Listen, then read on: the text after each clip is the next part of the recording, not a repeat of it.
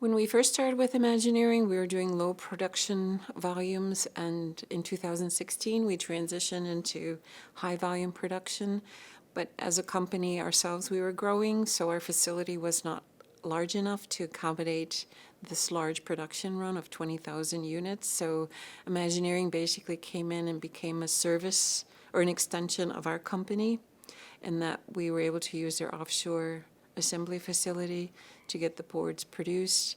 They were received here in Elk Grove Village, where they did the programming, testing, and encapsulation. And in that time, we were able to get our facility up and running and still meet the demands of our customers. So they were very helpful for us to get this large business and use their facilities here to enable us to, like I said, meet the needs of our customers. So we're very appreciative.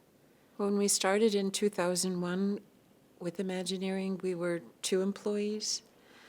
Over the years, we progressed 4, 6, and then when we started with the large production volume, we transitioned and now have 12 people, and we're in a 12,000 square foot building. So we've made a big strides, and they were instrumental in helping us get there.